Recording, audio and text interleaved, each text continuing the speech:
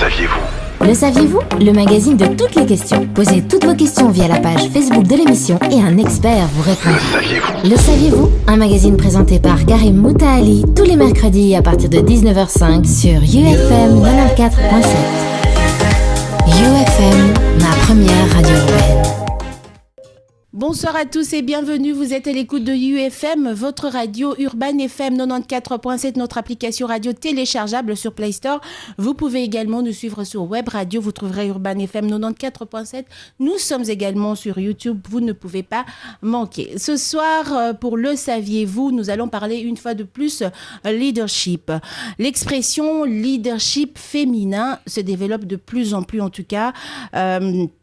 Surtout sur le plan professionnel. L'objectif, c'est quoi? Développer les compétences managériales, les compétences en leadership, la confiance en soi et la connaissance en soi des femmes dirigeantes afin qu'elles s'imposent dans les secteurs plutôt masculins jusque-là.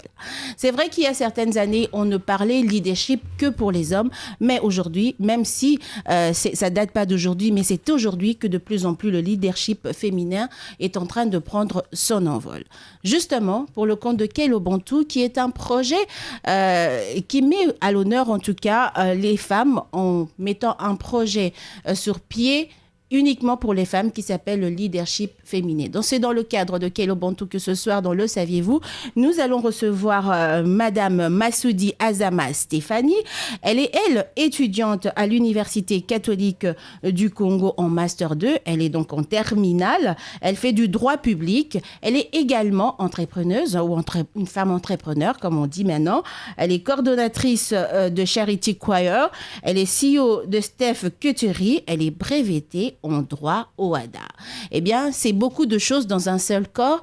Ensemble avec elle, on va parler un tout petit peu de ce leadership, mais beaucoup plus aussi de son expérience, de son parcours et de leadership féminin selon son regard. On dit bonsoir à Madame Azama. Bonsoir. Bonsoir. Vous allez bien? Ça va et vous? Je vais très bien, merci. Alors, c'est entre Karine et Stéphanie. On va faire Karine, on va faire Stéphanie. Ça marche. D'accord? Il n'y a plus de madame. On dit au revoir aux madames. Ok. Très bien. D'abord, merci d'avoir accepté d'être avec nous, en tout cas ce soir. C'est très important pour nous de vous avoir. Une jeune femme, mais qui est déjà CEO. C'est très bien. Vous vous sentez comment quand on vous appelle CEO, manager? Ça fait du bien, mais après, c'est pas une tâche facile. D'accord. Le saviez-vous, ce soir, on parle de leadership féminin, comme je l'ai dit, avec Madame Stéphanie, Madame pour vous. On va parler un tout petit peu d'elle. Qui est Massoudi Azama Stéphanie et quel est son parcours? Je suis Massoudi Azama Stéphanie, comme Madame vient de vous le dire, mais je suis aussi étudiante à l'Université catholique du Congo en dernière année de droit. Je suis CEO de Steph Cuterie, donc je fais de la charcuterie. Je suis entrepreneur et puis je suis coordonnatrice de Charity Choir, un chœur de charité en français. Donc, nous sommes là pour aider les démunis, les plus démunis en tout cas. D'accord. Et voilà. Alors, quand on parle de chœur de charité, comme tu l'as dit, Charity Choir, je pensais que c'était une chorale, en fait. Oui, c'est une chorale. C'est une chorale, comme ok. Chorale. Ah, ok, d'accord. Moi, je pensais que c'est juste un nom que vous récoltez de la nourriture pour aider les plus démunis. On va savoir un peu plus tout à l'heure comment ça fonctionne. Alors, vous vous êtes lancée dans l'entrepreneuriat, jeune que vous êtes, étudiante que vous êtes. Vous faites de l'entrepreneuriat, mais également vous étudiez le droit. Alors, quelles ont été vos motivations justement pour faire, premièrement les droits, mais en étudiant, vous lancez dans l'entrepreneuriat? Merci. Pour faire le droit, pour commencer, je veux commencer par mes études. Et bien évidemment. Pour faire le droit, la motivation était juste le fait de se sentir capable d'avoir en soi le sentiment de pouvoir aider les autres, plaider la cause des autres. Donc, voir que certains sont peut-être accusés injustement. Et on s'est dit, pourquoi pas se lancer dans ces études, avoir plus de connaissances et puis être là pour les autres. Donc, c'est vraiment soit une vocation, ça va du fond et voilà. Très bien. Donc, vous avez décidé justement pour venir en aide aux plus démunis, à ceux qui ne peuvent pas se défendre tout seuls. Ça, c'est pour le choix du droit. Mais qu'est-ce qui vous a motivé? Qu'est-ce qui a été l'élément déclencheur pour vous dire, voilà, je veux me lancer. On sait que l'entrepreneuriat, c'est pas facile, mais moi, Stéphanie, je veux me lancer. Voilà, le problème vient d'abord, la plus grande motivation, c'était notre pays. La RDC qui est en Afrique, bien sûr, mais je parlerai un peu de l'Afrique en général. Aujourd'hui, le jeune Congolais a besoin d'entreprendre. Le jeune Congolais ne doit pas seulement attendre percevoir un salaire. Parce qu'autour de nous, il y a plusieurs problèmes. C'est en analysant les problèmes qui nous entourent dans la société qu'on se dit qu'on doit trouver des solutions. Alors, pour trouver des solutions à ces problèmes, on essaye d'innover, de faire quelque chose d'autre que les autres n'ont pas pu faire. Et c'est comme ça que je me suis lancée dans l'entrepreneuriat, faire de la charcuterie, parce que très souvent, majoritairement, ici en RDC, on achète des produits d'ailleurs. D'accord. Mais je me suis dit, ce que je vends est bio d'abord, et puis c'est propre au Congo. C'est ce qu'on appelle le saucisse de Goma. D'accord. Les saucisses de Goma, c'est vraiment un produit de la RDC, de l'Est de la République. Je me suis dit, pourquoi ne pas donner de la valeur? Pourquoi ne pas faire connaître aux autres? Puisque c'est bio, ça ne nuit pas à la santé. Et puis, c'est un produit de bonne qualité. Très bien. D'où, justement, mettre sur pied cette entreprise que vous avez appelée Steph Cuterie. Pourquoi Steph Cuterie? Le nom est venu d'où? D'une inspiration, juste comme ça. Mais en vrai, Steph Cuterie, c'est Stéphanie d'abord, comme mon prénom. Et Cuterie pour dire charcuterie. Juste simple. En tant qu'entrepreneur, quelles sont les difficultés que tu rencontres sur le marché, la vie de tous les jours? Certainement que tu fais venir tes aliments de Goma, bien évidemment. Ça arrive à Kinshasa. Alors, quelles sont les difficultés que tu rencontres dans l'exercice, justement, de cet entrepreneuriat? Il y a beaucoup de difficultés, beaucoup alors que je ne veux peut-être pas citer tout ici, mais la première difficulté, c'est le fait d'approcher les clients. D'accord. Puisque la majorité des personnes qui vivent à Kinshasa ne connaissent pas ce produit. Pourtant, c'est quelque chose de la République. Des fois, quand tu viens, tu leur proposes le produit. Ils se demandent c'est quelle saucisse, mais après, il faut expliquer aux autres. Quelquefois, ils doutent. Parce que le problème, c'est que l'Africain est habitué à consommer des produits d'ailleurs. D'accord. Mais ils ne font pas confiance. Je pense qu'il y a déjà un souci là. Quand tu dis que c'est Eza Biloko Kwamboka, c'est compliqué. Alors, il faudrait expliquer. Et puis, la deuxième difficulté, c'est faire en même temps les études et entreprendre. Quelquefois, tu dois faire des livraisons, mais tu dois être en cours en même temps. Et ça aussi, ce sont des difficultés que je rencontre pour ne pas citer tout. Alors, Steph Cuterie fonctionne qu'avec toi ou bien tu fonctionnes aussi avec d'autres personnes? Je fonctionne avec d'autres personnes.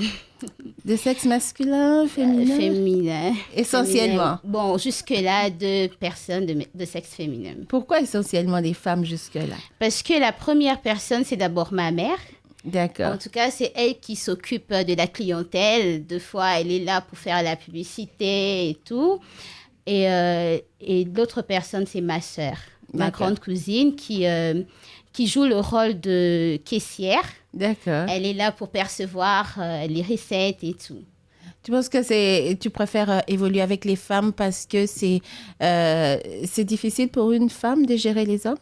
Tu penses? Quel est ton avis là-dessus? Non, du tout. Ce n'est pas du tout difficile parce qu'aujourd'hui, la femme que je suis aujourd'hui, je me suis déjà mis en tête que je suis capable de faire ce que les hommes font. Donc, ce n'est pas le fait d'avoir que des femmes dans ma petite entreprise que j'ai rencontre des difficultés pour diriger les hommes, mais c'est seulement le fait que je me suis retrouvée en face des femmes qui m'aident, donc des femmes qui ont les atouts pour moi, je les prends. Il n'y a aucune difficulté pour les hommes. Très bien. Stéphanie, est-ce que il est important, pourquoi il faut absolument entreprendre en République démocratique du Congo? Est-ce que on entreprend par souci de régler un problème, ou bien aujourd'hui en République démocratique, on entreprend parce que c'est la mode? Pourquoi entreprendre en RDC? Ce n'est pas du tout la mode. Ce n'est pas du tout la mode. On entreprend parce que c'est d'abord un souci de la société. Parce qu'on n'entreprend pas pour rien. On entreprend parce qu'on a étudié un secteur, on a ciblé un problème. On s'est dit qu'on peut apporter un plus. On entreprend parce que, voilà, on veut aider les autres. En tout cas, il y a beaucoup de domaines dans l'entrepreneuriat. On peut se lancer dans plusieurs domaines, mais ce n'est pas du tout la mode. Parce que faire de ça une mode, ça serait perdre en fait le but et disons, la qualité même des produits, parce que tu te rendras pas compte que tu dois donner des bons services, mais plutôt tu vas faire de ça quelque chose de très futile. Dans l'avenir, est-ce que tu comptes rester dans ce domaine de charcuterie, ou bien tu voudrais vraiment élargir un tout petit peu? Parce que, en fait, à la base des études, c'est les droits. Qu'est-ce que tu comptes en faire plus tard? Mais je ne compte pas arrêter parce que je sens au fond de moi que je dois apporter un plus à ce domaine. Aujourd'hui, la RDC doit arrêter de consommer les produits d'ailleurs. Petit à petit, je pense que je vais continuer pour faire comprendre aux autres qu'on est capable de se prendre en charge. Ce n'est pas seulement même des petits produits qu'on doit prendre d'ailleurs, même des sardines comme on le fait souvent. Non. Je pense que je vais rester parce que je sens en moi les capacités d'apporter un plus. Mais avec un projet de beaucoup plus élargir l'entreprise avec beaucoup d'autres produits, du terroir, comme on dit? Oui, prendre les produits d'ailleurs, ça peut être un autre produit, mais que c'est de la RDC, c'est-à-dire c'est un produit qui vient de l'Équateur, un autre qui vient du Bandundu. Exactement. Mon projet de maintenant, c'est d'abord de pouvoir faire venir ceux qui font ces saucisses à Goma et de les installer à Kinshasa. Donc, il faut créer une charcuterie Goma ici en RDC. Goma parce que c'est d'abord le produit de là. D'accord. Et après, on verra ce qu'on pourra faire avec la suite. D'accord. Plus importer, mais plutôt importer les gens qui le font et le produire à partir de Kinshasa. Avec les techniques, avec les produits de base qui viennent de Goma. Exactement. Voilà. Je rappelle à tous les auditeurs qu'aujourd'hui, le saviez-vous, dans ce spécial Kélobantou Leadership féminin dans l'entrepreneuriat, on en parle puisque nous recevons donc Madame Massoudi Azama Stéphanie, qui est, je rappelle d'abord, elle est étudiante à l'Université catholique du Congo. Elle est en Master 2 en terminale. Elle fait le droit public, mais également, en même temps, elle est entrepreneur parce qu'elle fait, elle est CEO de Steph Cuterie, qui fait de la charcuterie, mais également elle est coordonnatrice de Charity Choir, sans oublier qu'elle est brevetée en droit OADA. Avec elle, donc, nous parlons du leadership féminin dans l'entrepreneuriat. Puisque nous parlons, Stéphanie, de ce leadership féminin, quels sont les défis on va dire d'un leader de manière générale? Parce que qu'on soit un homme ou qu'on soit une femme, quand on lead, on a des difficultés, on est buté aussi à des choses. Alors, à ton avis, quels sont les défis d'un ou d'une leader, et en plus, quelles sont, au-delà de ça, les habitudes que doit avoir un leader qui veut réussir ou qui a réussi? Ok, merci. Très souvent, nous les femmes, on a l'habitude de parler du leadership féminin. Mais je pense que le leadership reste le leadership. Que ce soit une femme ou un homme, c'est le leadership. Donc, je pense que les défis d'un leader, c'est de pouvoir donner la motivation aux autres pour que les autres atteignent un niveau, quitter le niveau A pour un niveau B. Le leader ne doit pas être comme un chef, un chef donner des ordres. Non, un leader travaille. D'abord, un leader doit se former. Pour donner aux autres, on ne donne que ce qu'on a. Donc, il faut suffisamment se former pour que les leaders puissent pouvoir partager cela aux personnes qui attendent peut-être le mentorat de sa part.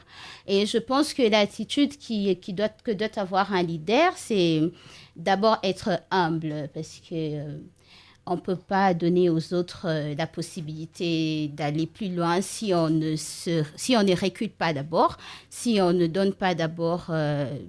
si on n'est pas humble. Donc, il faut beaucoup d'humilité.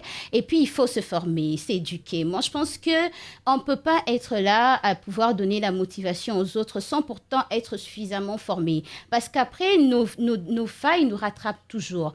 Donc, en tout cas, je profite de faire appel aux femmes. Il faut suffisamment se former.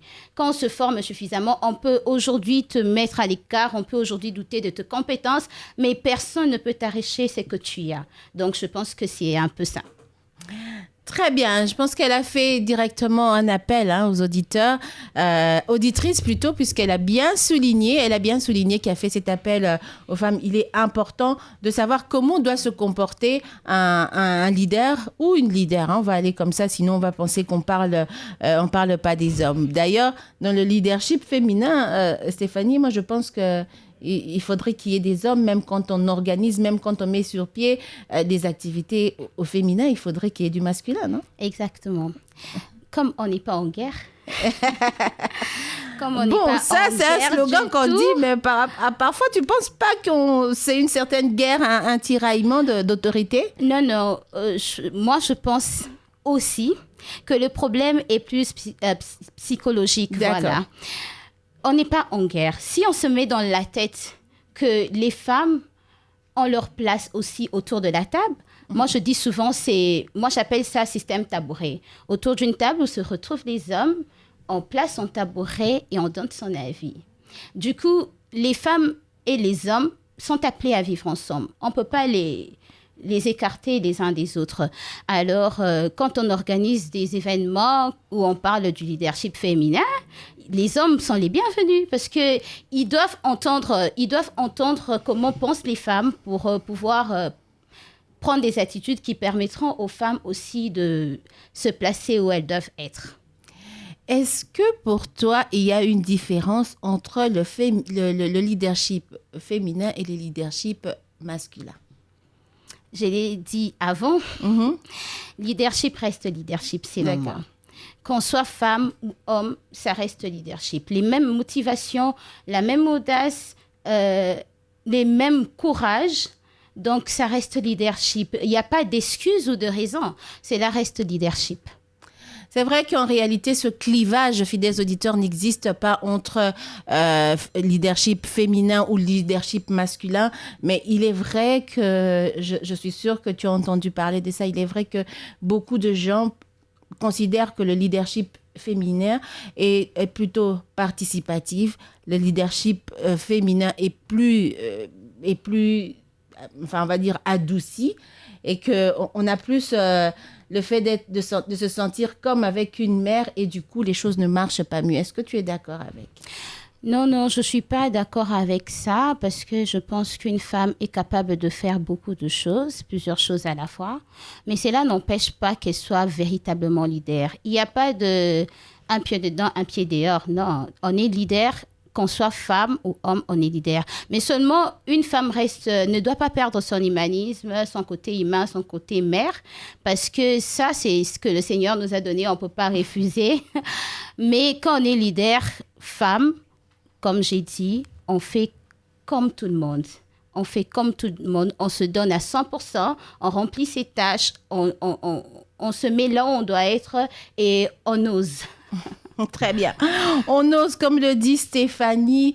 On sait qu'on est en République démocratique du Congo, on est en Afrique, on est des Bantous et il y a beaucoup de stéréotypes. Surtout chez nous, les Africains, nous-mêmes, on va parler de la RDC, des Congolais, où on ne donne pas beaucoup de crédit justement à cette femme qui est leader. On met beaucoup de stéréotypes, on met beaucoup de bâtons dans le roue de cette dernière, en tout cas pour qu'elle n'avance pas. Comment penses-tu qu'on peut contourner cette situation finalement pour sortir de cet état de le leadership masculin est préférable au leadership féminin? Voilà, c'est déjà passé cette habitude ou ce moment où la femme pleurniche pour que l'homme lui donne sa place. Il n'y a pas à pleurnicher. Hein. On nous traite de ça, on prouve autre chose. Oui, parce que personne ne nous servira ça comme ça. Il faudrait que la femme se batte. Moi, je me dis, c'est un combat qui a avancé, selon moi, parce qu'on vient de très loin, mais il continue, le combat continue. Donc, la femme doit se battre pour sa place. Peu importe ce que les gens racontent, mais quand on est sûr, on est convaincu qu'au fond de soi, on a à donner aux autres, on a des capacités, on se bat et on pose des gestes qui nous permettront d'avancer, parce qu'il n'y a rien pour rien. Il n'y a pas de facilité pour les femmes. Comment, selon Stéphanie, on peut devenir un leader avec un très grand, enfin un leader qui impacte? Comment on peut devenir ce leader-là? On s'est dit, voilà, je dois faire des choses, je dois faire ça et ça pour devenir demain un grand leader impactant, on va le dire. Oui, il y a des attitudes, il y a un comportement. Je pense que, je répète encore, il faut se former, il faut s'éduquer, il faut avoir de l'audace, il faut avoir de la résistance parce qu'on sera soumis à beaucoup de choses. Des fois, même, on n'en est pour rien, mais on nous traite de beaucoup de choses. Surtout les femmes, hein, des fois, elles sont accusées de beaucoup de choses, mais il faut avoir de la résistance. Tant qu'on sent qu'au fond de soi, ce qu'on fait n'est pas mal du tout, alors il faut résister et poursuivre. Donc, selon moi, ce sont les comportements que doit avoir un leader, surtout femme. Très bien. Ah, elle le souligne, surtout femme, un leader, un très bon leader, je pense qu'on doit être à l'écoute même quand on sait que je sais ou que les autres ont tort par rapport à ça. À mon humble avis, écouter les autres, prendre du temps d'écouter les autres. On ne sait jamais, ça peut sortir quelque chose de bon. Leadership féminin, en tout cas dans l'entrepreneuriat, on en parle ce soir dans Le Saviez-vous avec Azama Stéphanie, hein, qui est donc, elle, CEO de Steph Cuttery, mais également elle est coordonnatrice de Charity Choir, sans oublier qu'elle est en dernière année, en tout cas en Master 2 à l'Université catholique du Congo où elle fait le droit public. Avec elle, nous parlons leadership dans l'entrepreneuriat puisque d'ailleurs elle est dans l'entrepreneuriat elle-même. Alors, il y a plusieurs femmes qui peinent à découvrir les compétences pour briller. Elles ne savent pas exactement ce qu'elles doivent faire, comment elles doivent commencer, par où commencer justement pour entreprendre quelque chose. Ou bien même pour commencer des études, hein, parce que je pense que même des études, c'est entreprendre quelque chose. L'entrepreneuriat, c'est pas seulement dans le business, mais c'est dans beaucoup de choses. Alors, est-ce que tu as un conseil à donner, une expérience à donner, puisqu'on voit que tu combines, toi, deux éléments dans la vie, il y a les études et l'entrepreneuriat.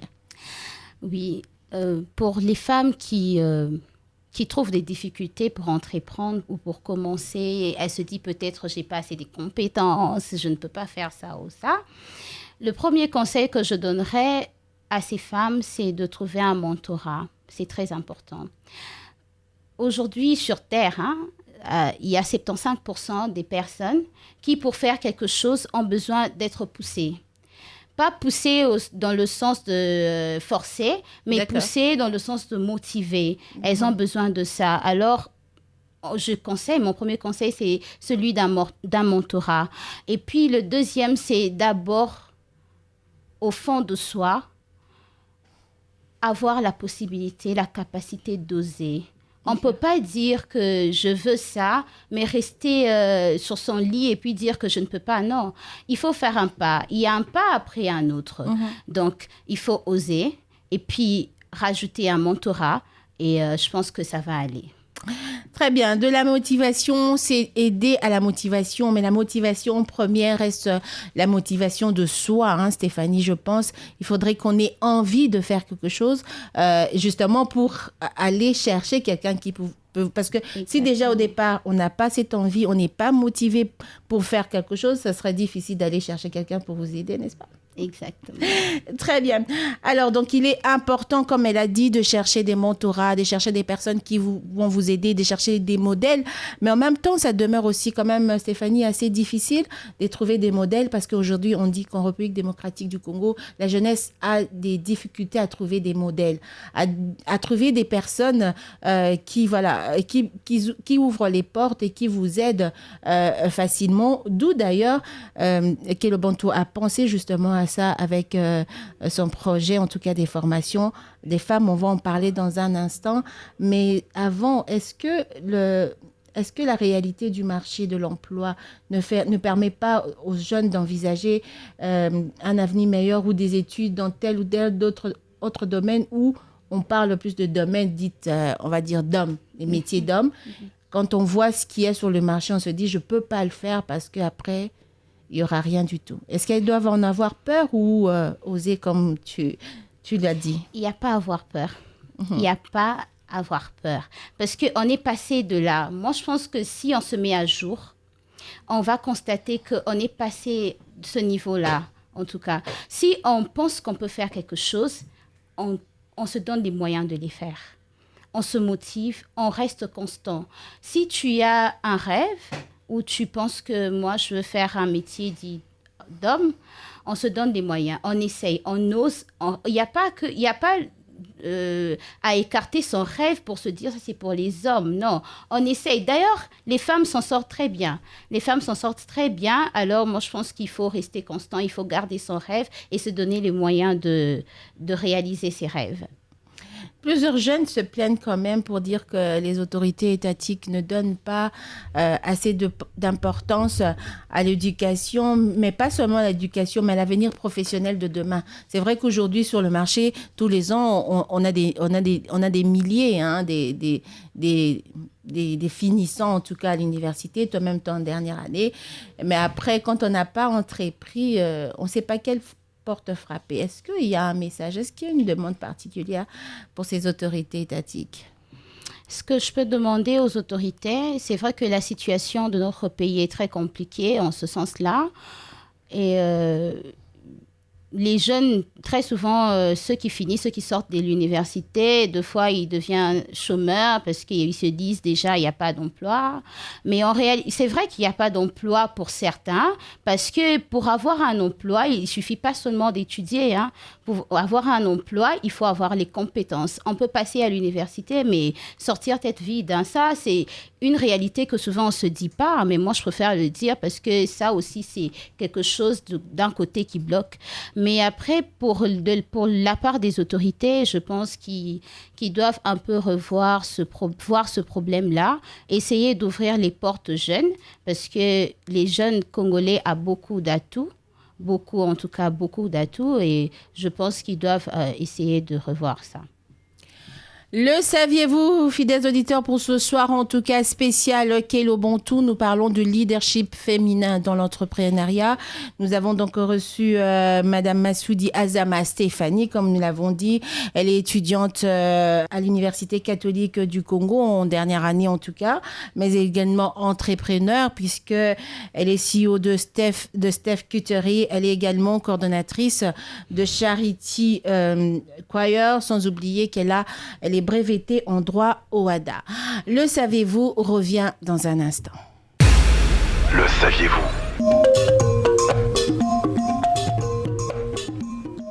De retour, fidèles auditeurs, si vous venez de nous joindre à présent, de nous rejoindre plutôt, vous venez de nous rejoindre dans cette émission depuis quelques minutes déjà, nous débattons, nous parlons, nous discutons.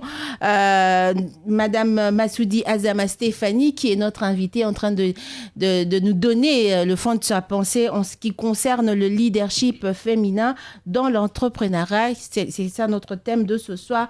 D'ailleurs, pour revenir justement au mentorat, puisque tu en parlais tout à l'heure, le programme de formation et de mentorat en leadership féminin de Kelo Bantou sera bientôt lancé.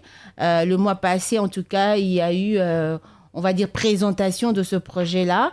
Alors, quelles sont vos attentes, puisque vous faites, je rappelle aux auditeurs que vous allez faire partie justement de quelques jeunes femmes qui ont été sélectionnées pour cette première étape qui va être mentorée par des femmes chevronnées dans plusieurs domaines, dans plusieurs secteurs, on va le dire, professionnels. Vous allez en faire partie. Alors, quelles sont vos attentes envers les mentors? Il y aura aussi des coachs de vie en développement personnel, c'est comme ça qu'on le dit là, des coachs en développement personnel qui vont encadrer ces jeunes femmes durant une période de formation bien donnée. Est-ce que vous avez des attentes? Oui, nous avons des attentes. Moi, personnellement, j'ai des attentes en tout cas. Je m'attends à ce que nos mentors puissent nous donner, d'abord nous chapeauter comme, bon, il y a plusieurs femmes, hein, il y aura aussi des hommes si je ne me trompe pas. En tout cas, je parlerai plus des femmes. D'accord. Je m'attends à ce qu'elles nous chapeautent et qu'elles nous donnent accès à des postes, accès à un niveau supérieur. Parce que la motivation, on a la motivation, mais on veut grimper. Qu'elles nous servent juste d'échelle, qu'elles nous servent de motivatrices. Et je pense qu'avec ça, ça va aller. Souvent, il y a un souci, Stéphanie, où on ne comprend pas très bien le rôle d'un mentor, le rôle d'un coach. Souvent, on s'attend à ce qu'après qu'on ait été en contact avec un coach, avec un mentor, que c'est lui qui nous place dans une entreprise quelconque, qui nous place dans un business. Et si ça n'arrive pas, c'est un mentorat qui a échoué. Est-ce que les dames, puisque vous en faites partie, qui vont participer à ce programme, ont bien compris le rôle des uns et des autres? Le mentorat ou nos mentors ne vont pas nous servir de personnes qui vont nous placer ou nous donner des postes quelconques. Je pense qu'elles ont un travail plus de nous former, de nous aider à sortir le meilleur de nous. Au fond de nous se cachent des pépites. Je pense que souvent, on les étouffe parce que nous n'osons pas, parce que nous avons des peurs, nous avons peur peut-être d'affronter, de challenger. Et je pense qu'avec elles, on sera plus ouverts. Nous serons à mesure de prendre nous serons à mesure d'essayer, d'oser et de faire mieux. Voilà, de prendre des initiatives, de saisir des opportunités, c'est très important. Il faut laisser aucune opportunité vous passer sous le nez. Je vais vous regarder, hein. Alors, qu'est-ce que vous pensez justement de ce programme initié par Kelo Bantu? Est-ce que vous pensez que ça vient répondre à un besoin? Est-ce que vous pensez que voilà, ça risque d'être la même chose ou c'est quelque chose qui a déjà été fait et refait? Est-ce qu'il y aura quelque chose de nouveau? Vous vous posez certainement beaucoup de questions, mais quel est votre sentiment en tout cas par rapport à ce programme initié par Kelo Bantu de formation en leadership? En tout cas, féminin, il faut que j'ajoute le féminin. oui, surtout ça. Déjà, personnellement, moi, je suis enthousiasmée. Je suis vraiment... j'ai hâte. J'ai hâte de découvrir parce que je suis certaine que Kelo Bantu nous réserve beaucoup d'autres particularités. Et... en tout cas, je ne pense pas que ça sera une routine. Je ne pense pas que ce sera une routine parce qu'on a vu qu'on a des mentors de qualité. Hein. Ce n'est pas n'importe qui. Alors, on s'attend en tout cas à apprendre beaucoup de choses. Et tout ce qu'on peut dire, c'est merci.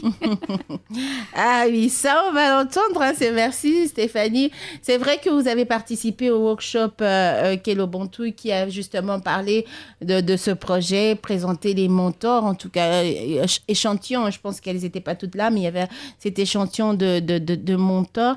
Est-ce que vous avez un message particulier à passer aux mentors, aux initiateurs? Est-ce que dans votre petit cœur, quelque part, je ne dis pas de citer, hein, il y a une préférence quelque part, vous dites, bon, comment ça va se passer? Est-ce qu'ils vont nous demander qui en veut ou bien c'est à nous de choisir? Il y a plein de questions en vous?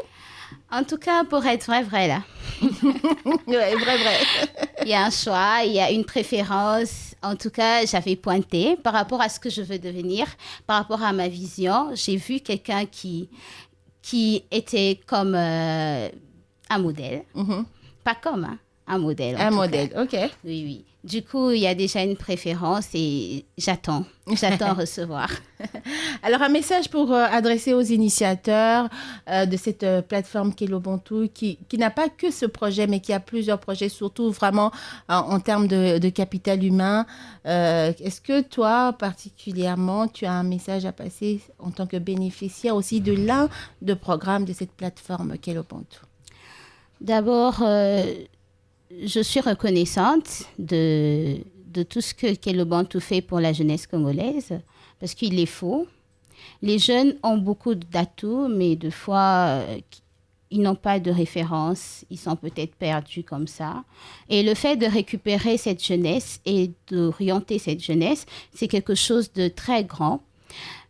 En Afrique, souvent, on ne se rend pas compte. En Afrique, on ne se rend pas compte de ces organisations.